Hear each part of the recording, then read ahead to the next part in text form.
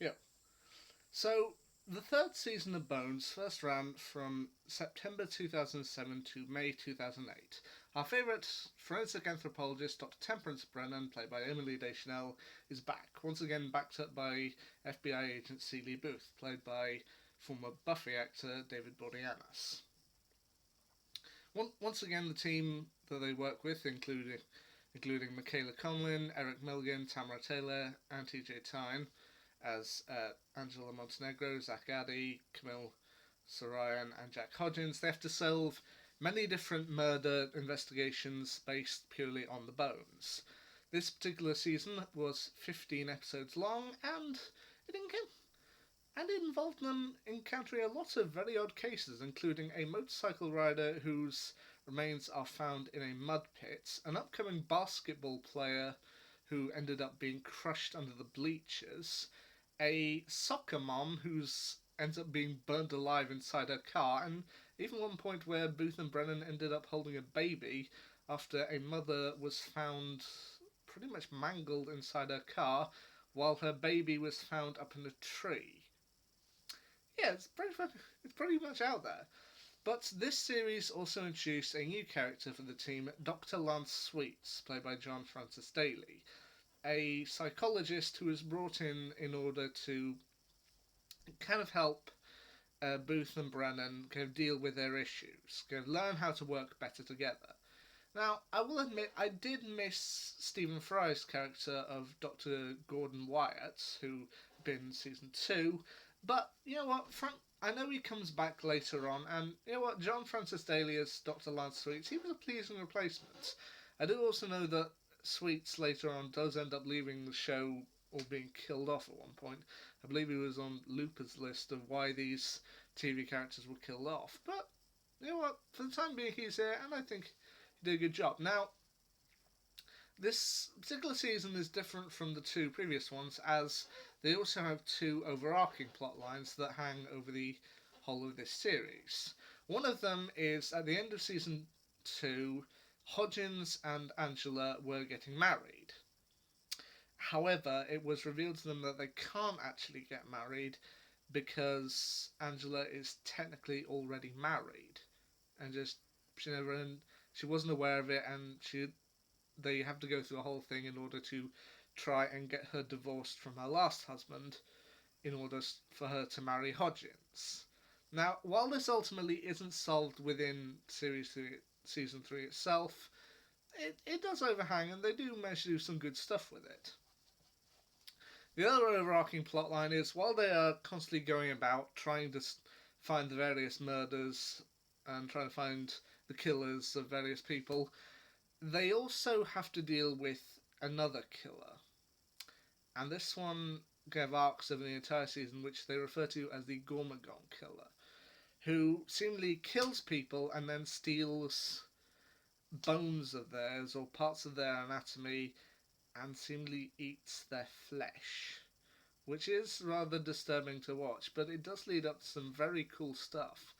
And once again, this particular season had a lot of moments that I personally love, with some of my favourites in the series being there's towards the end of the Halloween episode, Brennan and Booth end up returning to the Jeffersonian, and everyone else has gone off to the Halloween party, so they're just kind of sitting around and like, yeah, well, we could still go. We look like hell. Well, we could be Wonder Woman and what's Superman's secret identity? Clark Kent. Yeah, we could be Wonder Woman and Clark Kent after a really bad date. Which I do love it, and I do love that even though she's mostly strictly business the entire time, I do like how Brennan still indulges with Halloween by dressing up as Wonder Woman. I also did love in the Christmas episode, Santa and the Slush, how at the end of it, while Brennan had plans to go to Peru to go look through anthropological stuff, she did decide to take the time to make her father's Christmas a good Christmas with her dad and her brother both in prison. She decided to spend it with family and essentially have Christmas in jail with her father, her brother, his two nieces, and and their mother, which I did feel was very nice. And even though they couldn't have a tree, Booth ends up bringing them one which they have outside. In answer to why they couldn't have a tree, supposedly it was because previous inmates ended up using the Christmas star as a shuriken. Ugh. Also, two other moments that I personally love from this series. There was one that I ended up seeing beforehand, which was when Hodgins and Brennan discover they don't have access to a particular database, but Booth manages to get in with another person's password. He tells Brennan, "I know your password too. It's Daffodil." "I never told you that." "Well, I got eyes." Like, okay, I'm gonna continue with this, and I'm changing my password. "Daisy, how did you know? It's your second favourite flower, Bones. I know you. Try a planet." "Jupiter!" Just like, I love that. Just, I mean, you can tell they're trying to be serious about the entire thing, but they can have little humorous moments. And in the penultimate episode of this particular season, there's also a moment where Emily Deschanel gets to sing, and she does very well with the singing. I mean, I was surprised in this episode to find out that not only she could sing, but also Eric Milligan, who could briefly sing. It said that his character, Zach Addy, was pushed into taking singing lessons by his mother so he'd be able to integrate more with his peers, and he manages to provide a very good version of "Love is a many tempered ism." Many, well, I don't actually know the whole. "Love is a many splendid thing," which I was surprised by, but I love it. Now, ultimately in this series, there's three particular episodes I want to bring up just for this review. One was episode 11, Player Under Pressure, which was an episode that was originally supposed to appear in season 2, but was unfortunately delayed due to the Virginia Tech massacre, which, watching through the episode, apparently they did change a couple of things. I watched the original version, but I can see why they might decide to push it back. Okay, it takes place in, it's either a high school or a college environment, and having a death in that gruesome, I could see why they might have pushed it back following such a gruesome event. I mean, apparently, also this is, I did get it confused because I thought it was another event which had caused it until somebody told me, well, no, that event was ages ago, long before this. It's like, it might have been because that event also got another episode of Buffy the Vampire Slayer pushback, which was Earshot, another show which Boreanaz was involved with. So I can understand that. The second episode I want to bring up is the fifth episode of Series 3, Mummy in the Maze. Now, this is one that I personally feel didn't work, and that's why I'm bringing it up. The thing about Bones, as with a lot of crime procedurals, is that as you watch along, you try and work out who you think did it.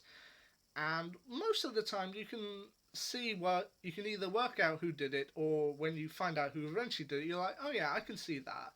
Mummy in the Maze I don't really think particularly worked, because when they finally revealed who the killer was, we were just like, who's he? We had to go and look it up of who it was, and it was like, oh yeah, him. Not a very good mystery if you have to look it up, is it? So no.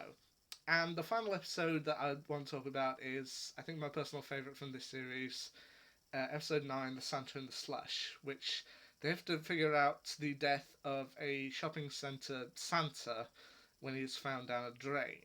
Which, I do love Christmas episodes in most shows. I mean, even then they still managed to fit in some humour with, I think, one of the office workers pushing Booth and Brennan to kiss, because if they don't, then she won't allow Brennan to have Christmas with her family in prison. And it's just like, I mean, it's awkward, but at the same time, it's rather sweet, and you're juggling in your mind whether it's sweet or awkward. But one thing that I think my family and I did feel watching this, is that Booth is essentially the straight man amongst the zany. I mean, in my personal viewpoint, I think the ultimate way of looking at it is that Brennan's got a very high IQ, but a particularly low EQ.